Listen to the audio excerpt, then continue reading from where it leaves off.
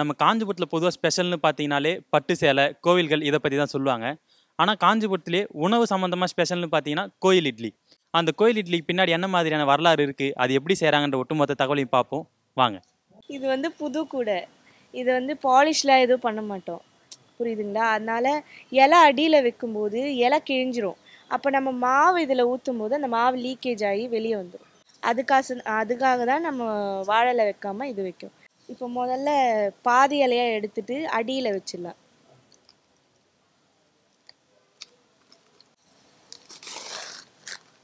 அதுக்கப்புறம் தையலை எடுத்துட்டு 2 பக்கமாக வச்சிடலாம். உள்ளே கொஞ்சம் அழுத்தி கொடுத்தோன்னா அது கொஞ்சம் அந்த இடத்துல செட் ஆகிடும். இப்போ இந்த கோயில் இட்லி வந்து நீங்கள் எவ்வளோ வருஷமாக இது பண்ணிட்டு இருக்கீங்கக்கா? இது வந்து ஒரு 45 வருஷமாக பண்ணிகிட்ருக்கோம். அது எப்படின்னா, எங்கள் மாமியார் அவங்க மாமியார் கற்றுக் கொடுத்தது இது. அவங்க பண்ணிகிட்டு இருந்தாங்க. அதுக்கப்புறம் எங்கள் மாமியார் வந்தோடனே அவங்க செய்ய ஆரம்பித்தாங்க. இப்போ நான் வந்ததுக்கப்புறம் நான் செஞ்சிட்ருக்கேன். இப்போ நம்ம அரிசியை ஊற வச்சிடுறோம் இல்லைங்களா? அரிசியை ஊற வச்சு ஒரு 6 மணி நேரம் 7 மணி நேரம் கழித்து நம்ம அரைச்சி வச்சிடும். அரைச்சி வச்சதுக்கப்புறம் அது புளிச்சதுக்கப்புறம் தான் நம்ம இந்த தாளிப்பை போடுவோம். புளிச்சு முடிச்சதுக்கப்புறம் நம்ம இந்த தாளிப்பை போட்டு கலந்துட்டு அப்படியே கூடையில் ஊற்றிடும். இப்போது நெய்யில் தான் தாளிப்பு போடுறோம். பாருங்கள், முதல்ல நெய் விட்டாச்சு.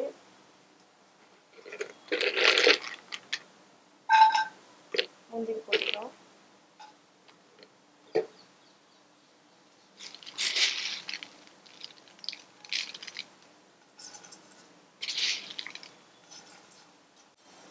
ஜீரகம்,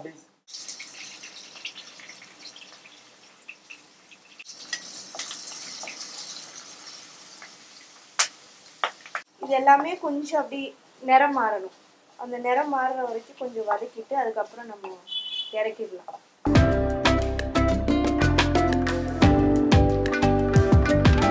இது ஆல்ரெடி நம்ம 6 மணி நேரம் 7 மணி நேரம் புளிக்க வச்சுருக்கோம். புளிச்சாதான் கோயில் இட்லி அதோட ஒரிஜினல் டேஸ்ட்டுக்கு வரும். ஊற வைக்க சொல்ல என்னென்ன ஐட்டம் ஊற வைக்கணும், வெந்தயம், பெருங்காயம், அதெல்லாம் வந்து அந்த அரிசியோடய ஊற வச்சிடணும். ஊற வச்சு நல்ல ஒரு மனம் உருவாகும். அரைக்கிறது எப்படி அரைக்கணும்னா, நம்ம மணல் பதத்தில் அரைக்கணும். ரவை பதம்னு சொல்லுவாங்க பார்த்தீங்கன்னா, அது ஆக்சுவலாக வந்து மணல் பதத்தில் அரைக்கணும். அரைச்சிட்டு அதுக்கப்புறம் வந்து பார்த்திங்கன்னா அதுக்கப்புறம் ஒரு 3 மணி நேரம் ஊறணும். அரைச்ச பிறகு அதில் தயிர், சுக்கு இதெல்லாம் போட்டு நம்ம ஊற வைக்கணும். எனக்கு ஒரு டேஸ்ட்டாக தெரியும், உங்களுக்கு ஒரு டேஸ்ட்டாக தெரியும். எல்லாமே இருந்ததுனால எல்லாமே உங்களுக்கு அதில் கிடைக்கும். ஒரு கிக்கும் கிடைக்கும். ஓப்பனாக சொல்லணுன்னாக்க அது சுக்கு, அதில் மிளகு ஜீரகம் சுக்கு சேர்ந்தா எப்படி இருக்கும் அந்த காரம், அது ஒரு கிக்காக தெரியும் சில பேருக்கு. அதனால சொல்கிறேன்.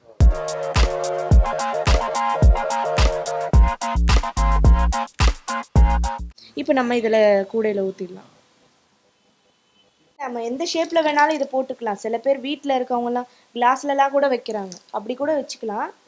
நம்ம வியாபாரம் அப்படிங்கிறதுனால நாங்கள் கூடையில் போடுறோம். ஆனால் கூடையில் போடுற டேஸ்ட்டு நம்ம வேறு எதுலேயும் போட்டால் இருக்காது.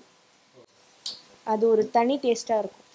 நார்மலாக இட்லிக்கு வந்து பச்சரிசியோ அரிசியோ போட்டால் 200 கிராம் தான் உளுத்தம் பருப்பு போடுவோம். நம்ம இது 3மே வந்து சம அளவு போடணும். 1 கிலோ நம்ம பச்சரிசி போடுறோன்னா 1 கிலோ இட்லி அரிசி 1 கிலோ உளுத்தம் பருப்பு போடணும். சம அளவு போட்டால் தான் அந்த கன்சிஸ்டன்சி கரெக்டாக வரும். அப்புறம் அதை வந்து ரவை பருவத்தில் அரைச்சி எடுக்கணும்.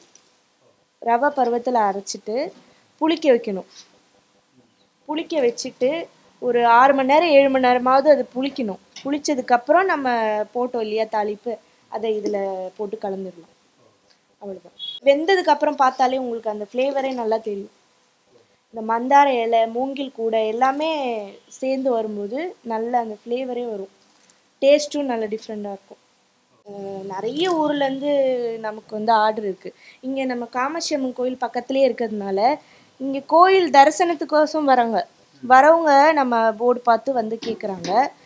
ஒரு தடவை ஒரு பீஸ் வாங்கி சாப்பிட்டு பார்ப்பாங்க. அவங்க ஊருக்கு அவங்க இங்கேருந்து எடுத்துகிட்டு போவாங்க. இதில் ஒரு பெஸ்ட் என்னென்னா, நம்ம 3 மணி நேரம் வேகுது இல்லைங்களா, அதனால் இது 2 நாளைக்கு வரைக்கும் இட்லி நல்லாயிருக்கும். இது வந்து நம்ம 2 ரேட்டில் விற்கிறோம், 300 400. அது எப்படின்னா 300ல் வந்து 20 பீஸ் வரும், 22 பீஸ் கூட வரும். 400ல் வந்து 30 பீஸ் 32 பீஸ்க்குள்ளே வரும். இப்போ நம்ம இதை எடுத்து அடுப்பில் வச்சிடலாம்.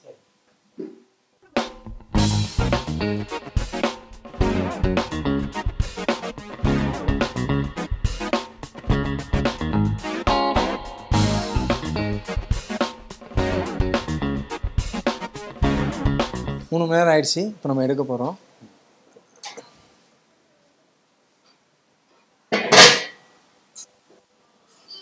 அந்த இட்லி நல்லா வாழை பாருங்கள். இந்த வாழையோட சாரம் மந்தாரையோட சுவையும் ரெண்டும் சேர்ந்த இட்லி இது இப்போ பதம் எப்படி பார்ப்பீங்க? பாருங்கள். போயிடுச்சுங்களா? இதான் பதம். பார்த்தாலே தெரியும். இப்போ மாவு வந்து அது மொட்டக்கூடாது. அவ்வளோதான். சரிங்க. இப்போ இது வந்து தனித்தனியாக பீஸ் போட்டு இல்லை முழுசாக கேட்குறாங்களோ அவங்க தேவைக்கு முழுசாக இருக்கும் கொடுக்கலாம், இல்லை தனித்தனியாக பீஸ் போட்டு கொடுக்கலாம். நல்லா சுட சுட இருக்குது. இன்னும் கொஞ்சம் நேரம் ஆறணும். ஆறிச்சு நம்ம கட் பண்ணலாம். ஓ, அது ஏன் ஆறணுன்றது? இல்லை பீஸ் சரியாக வராது, இர்ரெகுலராக வரும், இல்லை ஃபினிஷிங்காக வரும். ஓ சரிங்க. நம்மளும் அண்ணன் கூட சேர்ந்து கட் பண்ணும்போது இந்த கோழி பற்றி நிறைய விஷயம் பேசி தெரிஞ்சுக்குவோம். போகலாம். ஒரு நிமிஷம்.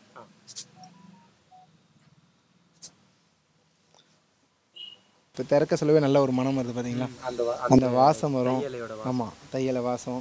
அது மேலே இந்த வாழை மரம், இந்த வாழையோட சாறு இதெல்லாம் சேர்ந்து இது வந்து ஒரு நல்ல ஒரு ஃபுட்.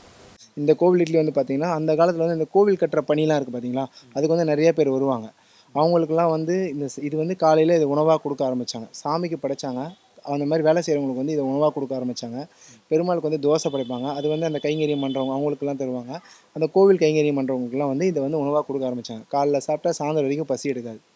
இந்த இட்லி எப்போ வந்தது அப்படின்னு ஒரு ஆராய்ச்சி பண்ணதில் கர்நாடக தேசத்தில் ஆண்ட மன்னர்கள் அவள் இங்கே வந்து இந்த பல்லவ ராஜா நாட்டை ஆள்றச்சே இந்த இட்லி பிரசித்தமாக வந்ததா கேள்விப்பட்டது. ஒரு நாளைக்கு இந்த கோவிலில் 2 இட்லி, ஒன்று பெருமாளுக்கு ஒன்று தாயாருக்குன்னு நிவேதனம். அதில் ஒரு இட்லியை உதிர்த்து எல்லாருக்கும் டிஸ்ட்ரிபியூஷன் பண்ணுறதுன்னு ஒரு வழக்கமாக வச்சுருக்கா. திருநாள் நடக்கும்போது வந்து கொடுப்பாங்க. அதான் ஏகாம்பரநாதர் ஈஸ்வரர் கோயிலில் திருநாள் நடக்கும்போது கொடுப்பாங்க கோயில் இட்லி. அதான் எல்லாருக்கும் கிடைக்காது, குறிப்பிட்ட ஆளுக்கு கிடைக்கும். அதுக்கப்புறம் தான் நாளடைவில் தான் அந்த காஞ்சிபுரத்தில் ஆகா சரி பெருமாளுக்கு படைச்ச பிரசாதமாக வெளியில் வியாபாரம் பண்ண ஆரம்பித்தாங்க. அதுக்கப்புறம் எல்லாருமே விரும்பி சாப்பிட ஆரம்பித்தாங்க. கோவிலோட கல்வெட்டுகளில் பார்க்குறச்சே இது அந்த காலத்தில் வந்து ஒவ்வொருத்தருக்கு இங்கே கோவிலில் ஊழியம் பண்ணுற எல்லாருக்கும் பிரசாதமாக கொடுக்குறதுன்றது தான் இருந்தது. அரிசியாகவும் பிரசாதமாகவும் கொடுக்குறதுன்னு.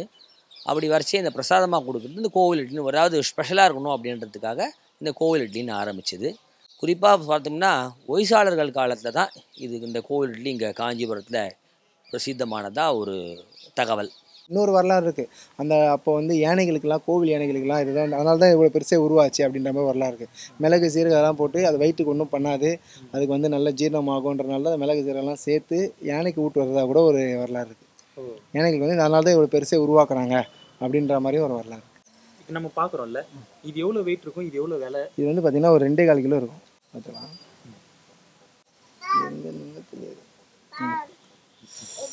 இங்கே வந்து சூப்பர். இப்போ உட்காருங்க. அஸ்வின் இப்போ உட்காருங்க.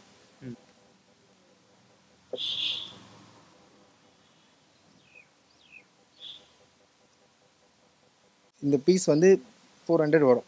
இது வந்து பீஸ் வந்து 15 ரூபா நம்ம தனியாக பண்ணுறோம். ஏன்னா இதில் இருக்கிற பொருட்கள் எல்லாமே விலை அதிகமான, இப்போ இருக்கிற விலைவாசிக்கு இன்னும் விலை அதிகமான பொருள். இப்போ சிலிண்டர் விலை எல்லாமே இருக்கிறதுனால எல்லாம் வந்து 3 ஹவர்ஸ் குக்கிங் ஹவர்ஸ் ஆகுது. அதனால் எல்லாம் இன்க்ளூடிங் பண்ணால் ரொம்ப கம்மி தான். இப்போ நம்ம இதை விட நமக்கு லாபம் வந்து தகரத்தில் பண்ணால் இன்னும் லாபம். அது 1 வருஷம் வரும். இது 3 மாதத்துலேருந்து 4 மாதம், அதிகபட்சம் 6 மாதம் மேலே தாங்காது. இந்த கூட ரொம்ப அதிகபட்சம் ரொம்ப யூஸ் பண்ணால் தாங்காது. 4 மாதம் தான் வரும். நம்ம ரெகுலராக யூஸ் பண்ணலாம். நம்ம விட்டு யூஸ் பண்ணால் ஒரு 6 மாதம் கூட வரும். அவ்வளோதான். இதை விட நமக்கு அதெல்லாம் லாபம். ஆனால் அதை நம்ம பண்ணலை. அதை விட இதில் டேஸ்ட் நல்லாயிருக்கும். நீங்கள் சாதாரணமாக நீங்கள் வீட்டில் செஞ்சீங்கன்னா உங்களுக்கு அந்த தெரியும் அந்த இவ்வளோ ரேட் ஆகுது அப்படின்னு. நம்ம வாங்கி சாப்பிட்டு பார்த்தீங்கன்னா அது ஒரு மிக சிறந்த உணவாக இருக்கும். சாமிக்காக மட்டும் படைச்சது, எனக்கு ஏதோ ஒரு பொருளாதார தேவை இருக்குது அப்படின்னு. விற்கிறது. ஆமாம், கண்டிப்பாக. இப்போ எல்லாருமே அதுதானே. இப்போ அப்படி தான். இப்போ பார்த்தீங்கன்னா நான் வந்து ஒர்க் பண்ணிகிட்ருக்கேன். இதுவும் பண்ணணும், சரி அப்பா பிஸ்னஸ் விடக்கூடாது, அப்படி பண்ணுவோம். ஒரு பொருளாதார சப்போர்ட் தானே, மாரல் சப்போர்ட். இப்போ வந்து ஒருத்தராக பண்ணல, நான் என் ஒய்ஃபு எல்லாம் சேர்ந்து பண்ணுறோம். எங்கள் அப்பா அம்மா எனக்கு சொல்லி கொடுத்தாங்க. டெய்லி அவங்கள வேண்டி டெய்லி ஆரம்பிக்கிறோம். நல்லா போயிட்டுருக்கு. ஆனால் இப்போது இந்த இட்லியில் வந்து எந்த இடத்துல கிடைக்கும், யாரெல்லாம் இதை செய்கிறாங்கண்ணா? அது நான் சொன்ன மாதிரி உங்களுக்கு வந்து இது வந்து ஒரு மிகப்பெரிய ப்ராசஸ். அதனால் எல்லோரும் செய்ய மாட்டாங்க, செய்யறதுக்கு முதல்ல முன் வர மாட்டாங்க. ஏன்னா பெரிய ப்ராசஸ். அதுக்கு தவிர வேறு ஏதாவது வேலை செஞ்சு பண்ணிடலான்னு சொல்கிறாங்க. சரி, முதல்ல இட்லி சாப்பிட்டு பாருங்கள். சாப்பிட்டு பார்த்து சொல்லுங்கள். ஏன்னா நிறைய கேள்வி கேட்டுருக்கீங்க இட்லியை பற்றி. சாப்பிட்டு பார்த்தா தான் ஒரு அருமை தெரியும். ஃபஸ்ட்டு சாப்பிடுங்க. என்ன நீங்களும் சாப்பிடுங்க. சாப்பிடுவாங்களா? வெறும் இட்லி நல்லாயிருக்கும், சாப்பிடுங்க. ஓ சரியா. கூட பருப்பு பொடி. இதுவும் நம்ம வீட்லேயே தயாரித்த பருப்பு பொடி தான். இப்போ வெளில யாருன்னா வந்து வாங்கினா கூட நீங்கள் வீட்டில் தான் செய்கிறோம். இதோட தான் கொடுக்குறோம். ம். இதுவும் கொடுக்குறோம். சில பேர் புதினா சட்னி கேட்பாங்க, அதுவும் கொடுக்குறோம். ஆனால் த பெஸ்ட் காம்போன்னா கோயில் இட்லி எது அண்ணா? இட்லி பொடி ஃபஸ்ட்டு, நெக்ஸ்ட்டு புதினா சட்னி. ஓ சில பேர் தக்காளி சட்னி கூட வச்சு சாப்பிட்றாங்க. ஓ ஆனால் தி பெஸ்ட் காம்போன்னா இட்லி பருப்பு இட்லி பொடி தான். ஆமாம். ரொம்ப நல்லா இருக்கு. ம். இந்த இட்லி தனியாக சாப்பிடும்போது இதில் ஒரு மாதிரி காரம்லாம் ஊறி டேஸ்ட் ஏறுது. இந்த பருப்பு பொடியோட தொட்டு சாப்பிடும்போது த பெஸ்ட் காம்போ. ரொம்ப நல்லா இருக்குண்ணா. சந்தோஷம். நீங்கள் வந்து காஞ்சிபுரம் வந்தீங்கன்னா பட்டு சேலை கோயிலெலாம் சுற்றி பார்த்துட்டு போகும்போது கோயில் இட்லி சாப்பிட்டு உங்கள் வீட்டுக்கும் வாங்கிட்டு போகலாம்.